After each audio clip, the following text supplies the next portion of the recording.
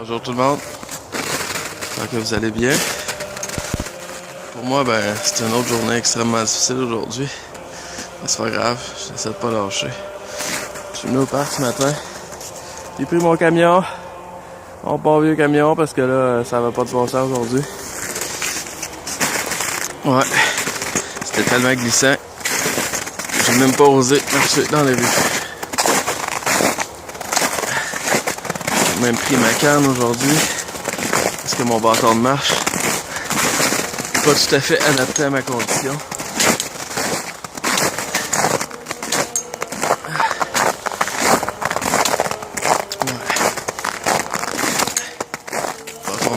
Ma canne, elle a ça ici, un gros pic d'acier. Ça me permet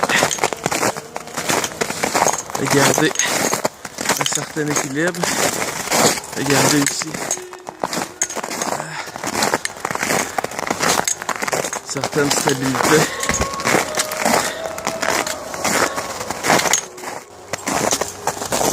Ouais, c'est un gros vilancien.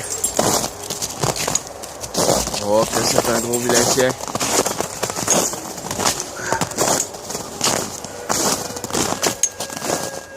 Par ici, là.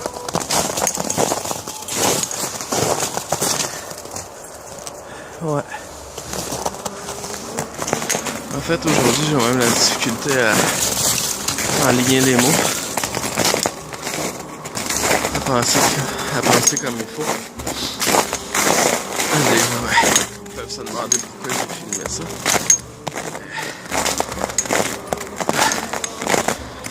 Ça fait partie de la condition chronique. Ça fait partie de la douleur chronique. Ça fait partie, malheureusement, de ma condition personnelle aussi. Je suis content. Chose à part, changement de sujet. Le monsieur qui dame mon chemin depuis des années est passé avec sa machine. Il coupe les arbres qui sont morts. S'assurer qu'on puisse passer. Un monsieur bénévole qui fait ça. Il fait aussi pour lui parce qu'il fait du ski de fond. Il fait des tracks. Des chemins pour les gens qui font aussi du ski de fond. Mais moi, il y a plusieurs années, je l'ai pratiquement pas vu en faire, là. Mais il a sorti sa machine quand même, puis il dame le chemin. C'est très gentil. Moi, sans ce monsieur-là, j'aurais aucun endroit où sortir depuis 6 ans, 7 ans même. Alors, je suis très reconnaissant.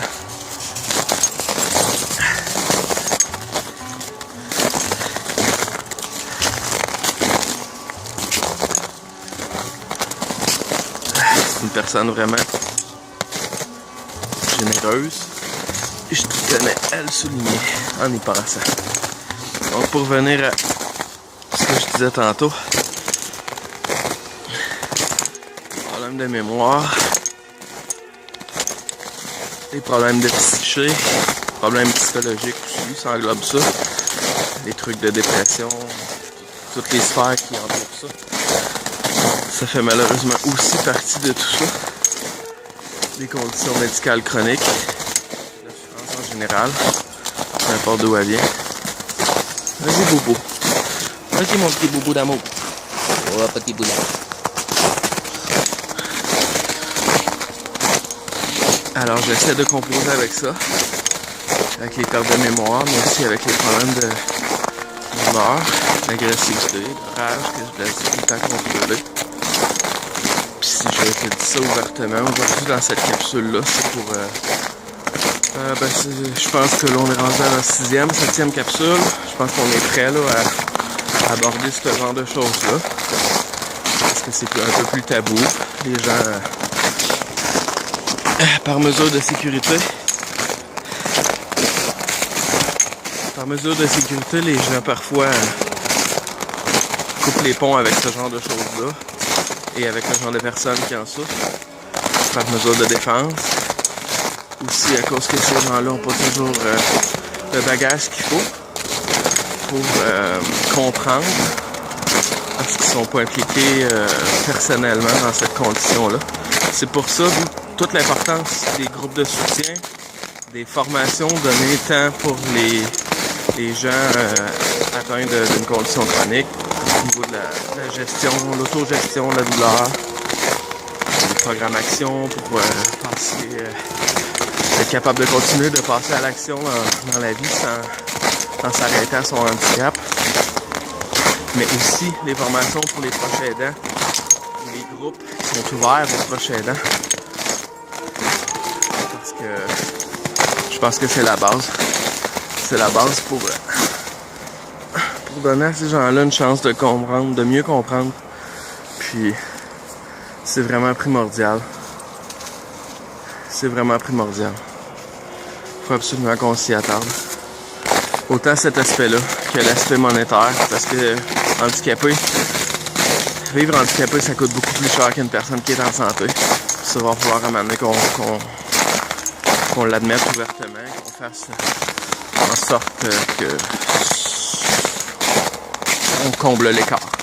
Parce que cet écart-là empêche les gens vulnérables de vivre décemment. Puis se battre, payer des avocats, payer tout ça, avoir l'énergie. Les gens essaient de survivre. Il n'y a pas d'énergie pour ça. Je vous le garantis. Je sais même pas comment j'y arrive.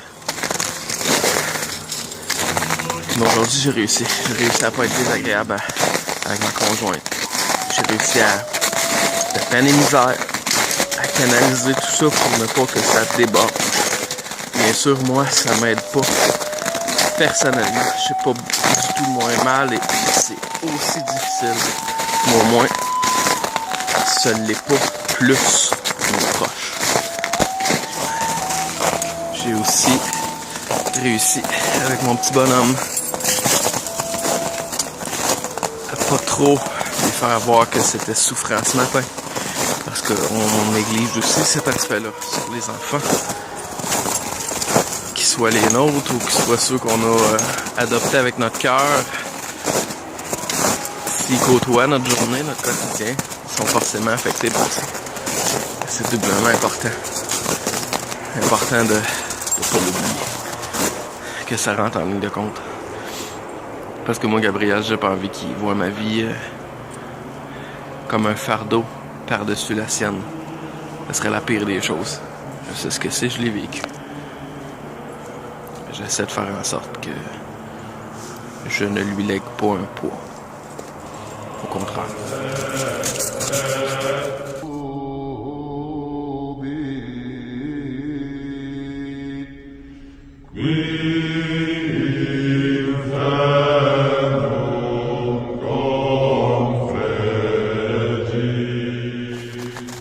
Et ça, c'est toute la différence avec une journée où ça dérape. Une journée où on y est. Ils sont aussi durs les deux. Et dans une des deux, on a tout juste assez d'énergie pour attraper les choses. Donc c'était ma capsule du jour aujourd'hui. Sur les mauvaises journées. Et comment y faire face. Donc je vous laisse encore paumer Arthur. Vilain. Un chien, une grosse gazelle. Donc où vous soyez, peu importe votre condition de santé, je vous souhaite une superbe journée. Je sais que je finis toujours par le soleil. Je sais que ça peut paraître cliché. Mais pour moi c'est autant symbolique que porteur d'espoir parce qu'on a tous besoin d'un peu de lumière puis de chaleur dans le cœur. C'est ce que j'essaie d'apporter avec mes chroniques. Mais c'est aussi ce que j'essaie d'atteindre et de